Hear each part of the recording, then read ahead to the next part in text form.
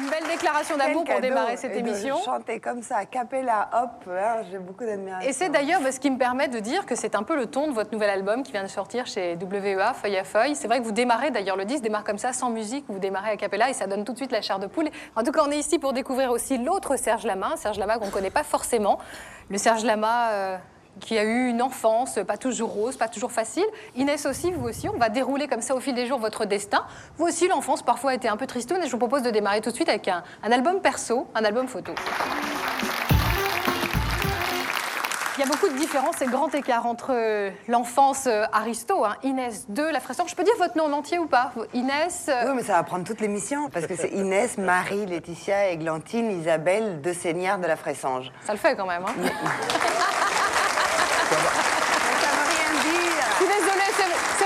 Mais moi, en fait, ça me fait je mens sourire. un peu parce que maintenant, mon nom, c'est D'Urso, puisque j'ai épousé Luigi D'Urso. Oui. Donc, c'est beaucoup plus rapide. Une enfance aristo, dans un très beau moulin dans la banlieue parisienne. Et bon, parfois, on a l'impression quand même que c'était un peu une cage dorée. Puis ensuite, ce destin incroyable où vous devenez le premier mannequin star. Et puis pour vous, Serge, une enfance quand même pas facile, avec votre père qui était chanteur d'opérette et votre maman, vous vivez seule même dans une petite chambre. On va démarrer avec une photo qu'on a sélectionnée où je crois que vous avez vraiment 5 ans, à mon avis, 5 ou 6 ans, vous êtes en maternelle. Vous avez déjà le sens de la scène, du look. En Chine, ça va plaire à Chine, visiblement. Serge Lama n'a pas été élevé en Chine. Je sais pas, je me souviens de cette photo, oui, oui, c'était une fête de l'école, évidemment, j'imagine, oui. Non, enfin, c'était une enfance un peu vache maigre, oui, parce que mon père voulait chanter, était chanteur, il avait été premier prix de conservatoire de Bordeaux, d'opérette classique. Et puis, bon, il a voulu tenter sa chance à Paris, monter à Paris, comme on disait à l'époque. Et c'est vrai que là, ça a été un peu difficile. Les contrats ne pleuvaient pas et on a vécu, c'est vrai, à Troyes. C'est le contraire un peu du destin d'Inès de la Fressange. J'en ai vécu à Troyes dans une chambre de 4 mètres carrés, quoi. 4 mètres, il y avait juste la place pour les 2 lits, mon petit lit et le lit de mes parents. Et puis ma mère faisait, je ne vais pas faire pleurer, ça fait un petit peu gervaise, mais c'est vrai que ma mère lavait dans la lessiveuse. Alors évidemment, il ne fallait pas que je me salisse trop. C'était un peu dur, quoi. Bah oui, un peu Cosette, on va en reparler. Cela dit, regardez, Inès aussi, ça va se déguiser déjà. Vous aussi, vous avez quel âge là? Vous aussi, un peu asiatique, un peu chinoise. On va essayer de trouver des points communs. Oui, non, là aussi, c'était... En fait, là, c'était vraiment en Chine, c'était à Hong Kong. Et puis, avec ma grande amie Katia, on était en voyage à l'époque pour Chanel. Et puis, il était tard le soir pour avoir cette tête-là. Et les voyages, vous les avez pratiqués déjà dès l'enfance? Je crois qu'avec votre famille, vous alliez toujours, soit à Deauville, soit à Megève. On m'envoyait en Angleterre dans une pension pour apprendre à parler anglais. J'étais très malheureuse. Je pleurais toutes les larmes de mon corps et j'écrivais à ma grand-mère en lui disant « Je préférais même être avec toi à l'hôtel. » Je sais que vous appréciez donc les hommes élégants, l'élégance en général. Que pensez-vous du look? On l'a entreaperçu rapidement, cette photo de Serge Lama en culotte courte. Moi, j'aime beaucoup, c'est parfait, mais alors, justement, ce qui est drôle, c'est que maintenant, on n'habille plus les enfants avec des vêtements coton en lin, parce que justement, ça représente trop de travail. Ça vous embête pas, Serge, qu'on vous montre comme ça? Mais non, mais... Non, il y a déjà beaucoup de choses, d'ailleurs, sur cette photo, si on regarde bien. Il y a déjà une grande timidité, comme vous l'avez dit tout à l'heure. D'ailleurs, c'est vrai, il y a une espèce de tristesse et quelque chose qui est derrière, si on regarde bien. Alors justement, Serge, on va vous voir avec quelqu'un qui a beaucoup compté dans votre vie, même si parfois les relations avec votre maman étaient un peu houleuses. Dans beaucoup d'interviews, vous dites que votre maman était quelqu'un de très autoritaire, un peu dominatrice. Oui. Quand vous revoyez cette photo, vous pensez à quoi? Je pense un petit peu... c'est un peu triste parce que c'est ma mère, c'est ma mère et c'est vrai qu'elle a disparu et que malgré tout ce qui s'est passé entre nous, ça a été... Et ce qui s'est passé aussi avec mon père, parce que c'était une femme possessive.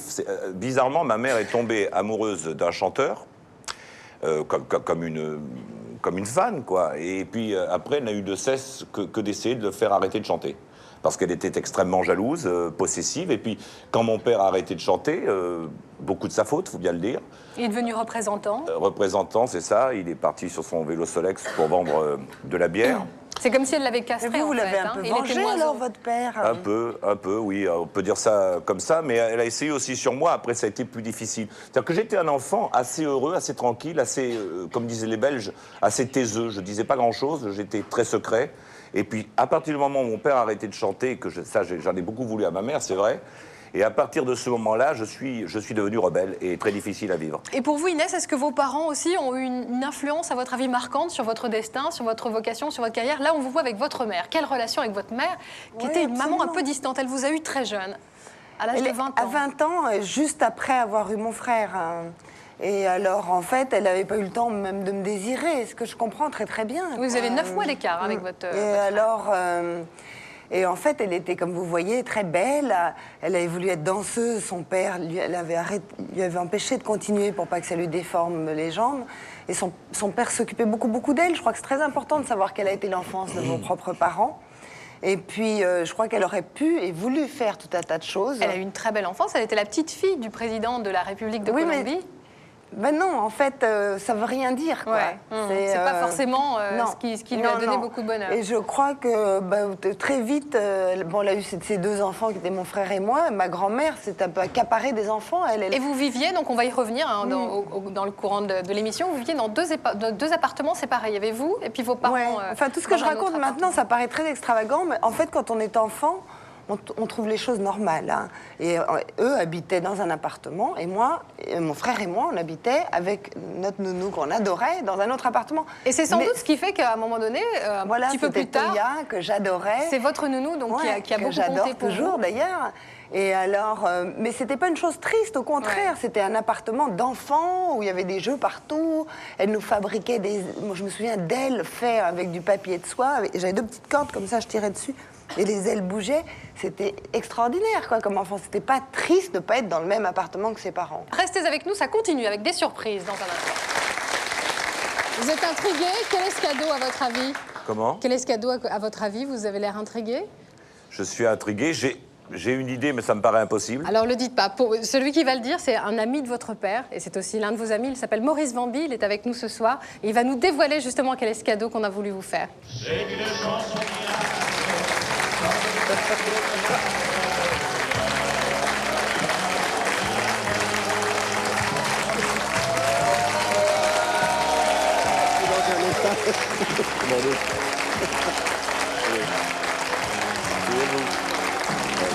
Maurice Vamby, bonsoir. Bonsoir, merci d'être avec nous.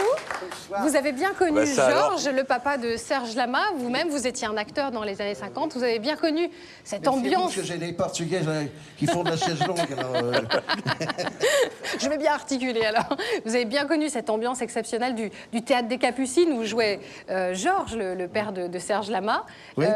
Dites-nous, avant de nous révéler quel est le cadeau qu'on va faire à la révélation, le cadeau pour Serge Lama, racontez-nous un petit peu cette ambiance et surtout, est-ce que c'est vrai cette anecdote que Serge Lama, quand il se promenait près du théâtre des Capucines avec son père, il avait montré du doigt l'Olympia, il a dit « Un jour, moi aussi, je serai là ». Ah ben, il en rêvait, ça, il en rêvait. Il y a une très bonne photo. Justement, il était adossé aux Capucines et il rêvait. Ça, oui, c'est vrai. Alors, Maurice, on a envie de savoir quel est ce cadeau, quelle est cette annonce que vous vouliez faire à Serge Lama. Très important. Il va se passer quelque chose l'année prochaine, en 2003. La mairie de Bordeaux, dans le cadre... Attention, hein, dans le cadre de ton anniversaire, vient de confirmer l'invitation qui t'a été faite pour venir chanter en 2003 à l'Opéra de Bordeaux. À l'Opéra de Bordeaux. Ah ben oui, vous vous en doutiez, c'était ça? J'avais vaguement. Je pense que c'est... Je voudrais...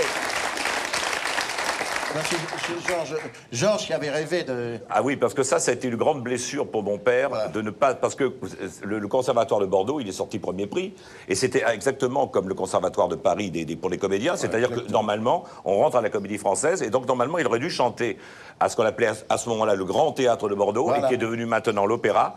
Et je pense que Alain Juppé, à qui j'en avais parlé, avait été un peu ému par cette histoire et m'a dit que lui, il chercherait un moyen de me faire chanter à l'Opéra de Bordeaux. Je pense que ça doit être ça. Vous allez chanter là où votre père a toujours rêvé de chanter. Pas tout à fait fixé, oui. Mais c'est sûr, tu chantes à l'Opéra de Bordeaux. Eh ben, dites donc. Merci beaucoup, Maurice. Je remercie donc encore Michel, qui est très timide, qui n'a pas voulu participer à l'émission, en tout cas venir sur ce plateau. Vous parliez donc de cette date importante 2003, donc on va vous retrouver à Bordeaux et surtout j'en profite pour citer que pour vos 60 ans et vos 40 ans de carrière, on vous retrouve bien sûr au mois de février à Bercy. Ça va être une date le 11 février, parce que le hasard de ma vie a fait que j'ai débuté le jour de mon anniversaire et j'ai quasiment aussi réussi, enfin je suis devenu vedette quasiment le 11 février, c'était un 12, donc c'est une date qui a toujours marqué ma vie. C'est un destin, c'est ce qu'on appelle un destin. C'est un destin, voilà. En plus, figurez-vous que les filles qui sont venues dans les revues il y a un monsieur qui est sur le coin des coulisses Le titilleur. et qui titille les mamelons des dames. Ah, vous connaissez ça, Et Inès? moi, Comment vous je connaissez voyais ça? ça. On vous fait ça sur les podiums, dans les défilés? Parce Avant de que monter? j'ai rencontré le président d'une grande boîte de tourisme, de publicité et tout. Il m'a dit, moi j'ai commencé comme titilleur de seins. J'ai dit, non, c'est titilleur de seins. Oui, j'étais dans les coulisses d'un musical. Et puis, avant que les femmes sortent, eh ben, mon boulot, c'était Exactement. d'appuyer comme ça pour que... Hop, Et les filles, elles passent. un boulot incroyable. Frédéric, quand vous voyez cette photo de votre père, vous devez avoir quoi, 17-18 ans, vous leur ressemblez beaucoup d'ailleurs sur cette photo. Est-ce que c'est pas un peu écrasant quand même d'avoir Serge Lama comme papa, qui en plus a déclaré souvent à la presse qu'il a mis du temps avant de décider d'avoir des enfants, de fonder une famille? Oh bah non, finalement, c'est un honneur quelque part. Hein. C'est bon d'avoir un père comme ça. Je le vois à la télé. Bon, pour les gens ne comprennent pas. Les gens se disent, tiens, qu'est-ce que ça te fait? Souvent, j'ai la question. Souvent, on me pose la question, qu'est-ce que ça te fait? Finalement, rien de plus que quelqu'un de normal entre guillemets. Hein. C'est mon père, et puis voilà, quoi. Il a des exigences non, pas du tout. Non. Et ce métier, alors justement, ce métier que vous exercez aujourd'hui, vous avez choisi, donc effectivement, on comprend bien de ne pas être chanteur. Vous êtes magicien de talent, paraît-il, vous en vivez. Alors Voilà. Racontez-nous un petit peu, je sais pas, vous avez envie de Écoutez, nous montrer justement parce que cette facette de j'ai votre une petite métier. surprise pour toi, je vais te demander de te lever. Oui. On va s'installer juste ici. Pas le plus simple Ah, pour moi. avec Inès. Voilà. Inès va aussi participer à l'expérience. Ne faites pas disparaître Inès et Serge. Non, ne vous inquiétez pas. Alors, c'est un tour qui va se faire avec un jeu de cartes, donc avec des faces toutes différentes. J'ai une carte, cependant, qui n'est pas pareille. Ce sera un souvenir pour toi, papa. D'ailleurs, j'ai demandé de tendre la main, s'il te plaît. Voilà. Il vous l'a déjà fait ce tour-là, Serge? Oh non, il m'en a fait beaucoup. C'est une carte qui est dans ma poche. D'ailleurs, il y a ton nom dessus, tu vois? Serge Lama. Alors, cette carte a la particularité d'être blanche, en fait. On va juste la poser ici, d'accord? Inès, vous allez choisir une carte, d'accord? Alors, je fais défiler le jeu comme ceci, vous me dites stop quand vous le désirez. Stop. Ici? Oui. Certaine? Certaine. Très bien. On va regarder la carte donc, sur laquelle vous m'avez arrêté. Il s'agit de l'As de cœur. C'est ça une très belle m'étonne pas. carte. C'est C'est une bien, très hein? belle carte. Oui, c'est très bien, Inès. Bon, ben on s'arrête là, voilà. C'est fini. Je vais vous demander de faire une signature. Est-ce que vous pouvez juste me faire une signature sur le haut de l'As de D'accord, je cœur? vais vous en faire une bien compliquée. Ouais, voilà. Hop. Super. On va poser l'As dessus. Voilà, ne bougez plus. Très bien. Ce serait fou que la carte, là, au contact de ta main, puisse s'imprimer exactement comme celle d'Inès. Vous savez, au bout de 3 jours, on tisse des liens. Hein. Ce serait fou, hein. Vous vous souvenez la carte depuis le début ici? Ouais. Il s'agit exactement de la même carte. C'est fou, hein. Ah, mais il y avait deux as de cœur. On peut même aller plus loin. Vous vous souvenez, vous avez signé la carte. Oui. On comprend plus Regardez. rien avec Inès, là. Non, parce que normalement, il n'y a pas Juste pour le Mais il souvenir. n'y a que des as de cœur dans tout le paquet, ça doit être ça, peut-être. Juste pour le souvenir, Inès. Regarde. Ouais. Une fois, 2 fois, Ouais. attention, 3 fois. La signature est partie de votre carte C'est magique. pour arriver sur la carte. Oh là là, très fort, bravo Frédéric. Merci. J'ai rien compris.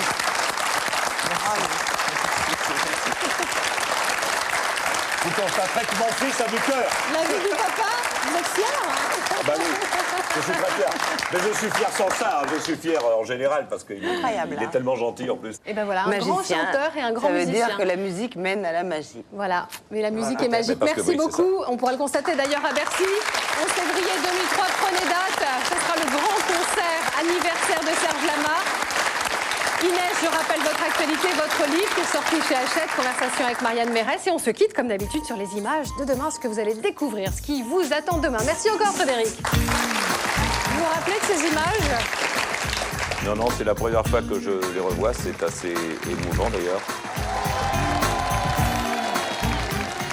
L'annonce de votre accident a réveillé d'anciennes douleurs me rapprochant de vous. Ça sera long, dur, douloureux, mais vous verrez, tout passe.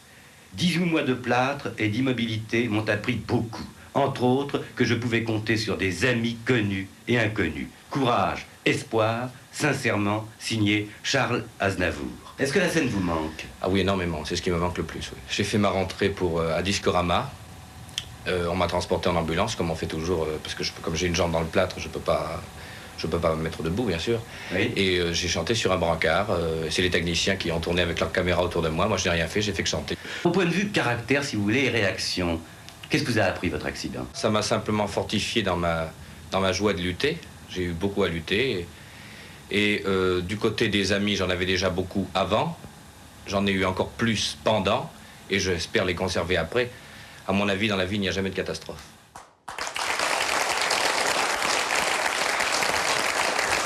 Vous vous rappelez de ces images? Non, non, c'est la première fois que je les revois. C'est assez émouvant, d'ailleurs. Oui, c'est vrai que cet accident vous savez, j'avais une espèce d'ambition sèche, comme toutes les ambitions de gens jeunes qui veulent quelque chose. J'avais les dents un peu qui riaient le parquet quand j'avais 18, 19, 20 ans. Comme j'étais déjà décalé par rapport à ma génération, comme je l'ai dit tout à l'heure. Et ça m'a libéré. C'est-à-dire que cet accident m'a rendu vulnérable. J'ai senti que j'étais vulnérable, mais on dirait que mes cicatrices ont libéré quelque chose qui était au fond de moi et que peut-être j'aurais pas écrit certaines des chansons que j'ai écrites depuis si j'avais pas eu cet accident. Et puis il y a eu cette grande blessure de cette disparition de cette femme qui a été ma plus grande blessure d'amour et qui s'est jamais cicatrisée parce que c'est un amour qui avait un an, quoi. Et il est resté dans une fulgurance et il y a beaucoup de chansons qui lui sont, je pense, encore adressées car c'est quelque chose qui ne s'est jamais arrêté. Alors, je peux rappeler aussi, pour ceux qui n'ont pas connu cette période, qu'à l'époque, c'est un jeune interne qui va s'occuper de vous. Vous arrivez comme ça aux urgences, effectivement, complètement brisé. Et il y a un jeune interne qui a votre âge à l'époque, qui va s'occuper de vous jour et nuit. Il ne rentre pas chez lui, il reste à vos côtés, il s'occupe de vous, il vous sauve la vie. Et je crois que cet homme-là, vous avez beaucoup de choses à lui dire. Il s'appelle Jean-Jacques Sacco. Docteur Jean-Jacques Sacco. Ben oui, effectivement. Il est avec nous.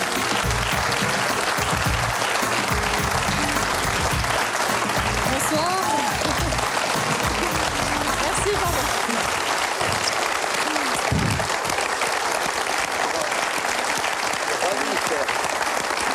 Bonsoir, merci d'être venu, merci. Installez-vous. Alors Serge, Jean-Jacques Sacco, ça fait combien de temps que vous n'êtes pas vu? Parce que vous êtes quand même resté un peu en contact depuis l'accident. Allez-y. Oui, le contact a été maintenu longtemps, mais à sens unique.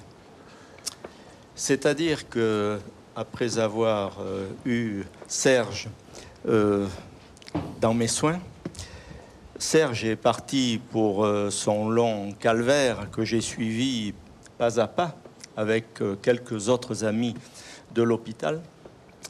Et un beau jour, alors que j'étais toujours à l'hôpital, mais installé à mon cabinet à Aix-en-Provence, j'ai reçu un des premiers disques de Serge, ce qui m'a fait chaud au cœur, Serge. Ce disque était dédicacé, bien sûr, et j'ai reçu pendant une quinzaine ou une vingtaine d'années tous les disques de Serge, dont un qui m'a beaucoup touché, où Serge parle du cœur de 20 ans et où j'ai chaque fois pu évoquer les jours et les nuits qu'en somme nous avons passé tous les deux ensemble dans cette salle de l'hôpital d'Aix.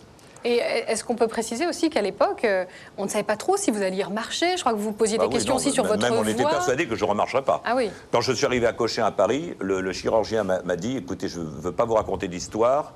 Il m'a dit, vous remarcherez peut-être suffisamment pour la vie courante, mais vous ne pourrez jamais remonter sur scène, donc il faut que psychologiquement, déjà, vous vous prépariez à ça. Je lui ai dit, regardez-moi bien, docteur, je lui ai dit, non seulement je remarcherai, mais je serai vedette et je serai à l'Olympia, j'ai dit. Et... Ça, c'est vraiment Serge Lama. C'est vrai. Il y a un lien quand même très particulier qui s'est tissé entre vous deux. Il y a eu un lien que j'ai gardé dans mon cœur, si on peut dire. Et j'ai été frappé et extrêmement ému par non seulement la volonté et le courage de ce jeune homme de 20 ans, mais également par, comment dirais-je, sa maturité. Et je pense que c'est la conjonction des deux, la maturité d'une part et le courage d'autre part, qui ont fait que Serge, en plus qui était costaud, solide, a pu s'en tirer au-delà de nos espérances. En tout cas, merci d'avoir fait le chemin depuis Aix-en-Provence. Vous avez eu l'occasion ce soir de témoigner, justement, de dire tout ça, toutes ces choses que vous aviez envie de dire à Serge Lama depuis si longtemps. Merci, vous êtes aujourd'hui un médecin retraité à Aix-en-Provence, sous le soleil d'Aix. Merci encore, merci, et je pense que Serge aussi aura beaucoup de choses à vous dire tout à l'heure dans les coulisses de l'émission. Merci. Serge Lama en duo avec Lara Fabian. Lara, c'est votre grande copine. Vous la défendez quand on l'attaque? Oui, je la défends quand on l'attaque parce que je trouve qu'elle chante très bien. C'est une des rares chanteuses actuelles qui a des tripes. Bon, elle a du caractère, ce qui est plutôt une qualité, je trouve, à la fois chez un homme et chez une femme. Oui, c'est vrai, je la défends. Oui. Serge Labat, Inès de la Fressange, on en est à 4-2. 4-2 pour l'équipe de Serge. Donc c'est l'équipe de Serge qui gagne. Inès de la Fressange, vous n'êtes pas trop déçue?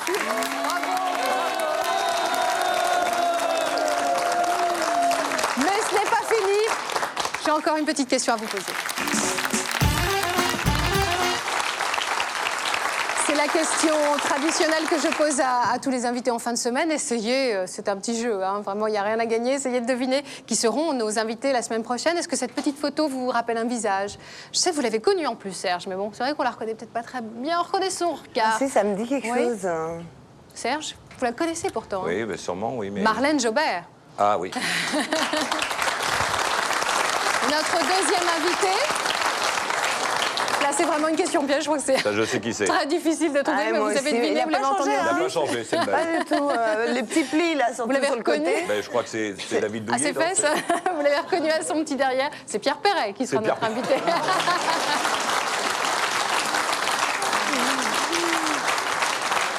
J'aimerais terminer cette émission en citant donc de nouveau le livre que vous avez écrit en collaboration avec Marianne Mérès, Profession mannequin, où on apprend beaucoup de choses, non seulement sur ce métier qui fait rêver beaucoup de jeunes filles, parfois à tort, parfois à raison. Vous parlez aussi de votre carrière, femme d'affaires, de votre passion, votre famille, les enfants. Et vous avez parfois même des mots assez durs sur les femmes justement qui n'acceptent pas leurs rides, qui ont recours à la chirurgie esthétique. Comment on a un expert? Non, je suis indulgente, mais en même temps, je me dis que parfois, il y a un terrain psychologique qu'il faudrait consulter, faire avant d'attaquer le bistouri. Parfois, elles n'en ont pas vraiment besoin, elles ont juste des angoisses. Comme on a un expert justement en séduction et en femmes, on va lui poser la question. Vous aimez les femmes donc plutôt nature, comme Inès, nature, ou plutôt oui. Silicone ici Non, non, pas du tout. C'est la vérité. Il y a la vérité, mais c'est vrai pour les hommes aussi. D'ailleurs, hein, moi, j'ai rien touché à mon visage. Gabin n'aurait pas touché son visage. Ventura n'aurait pas touché à son visage. Montand n'a rien touché. Je crois qu'il faut accepter ce qu'on est parce que tout ce qu'on a sur notre visage, eh ben, c'est notre vie. Et quand on voit le résultat chez Inès, ben, on trouve qu'elle a une belle vie. C'est vrai que c'est une belle vie. C'est une belle vie aussi que la vôtre. Et je rappelle donc cette date importante du 11 février 2003. Vous serez à Bercy pour fêter vos 40 ans de carrière. Je rappelle que votre disque est sorti chez Warner. Et on va peut-être se quitter en chanson, non? Pour passer un bon week-end avec peut-être une de vos dernières chansons, Rien ne vaut vous. On va essayer de la garder en tête justement comme ça tout le week-end pour passer quelques moments en musique avec vous.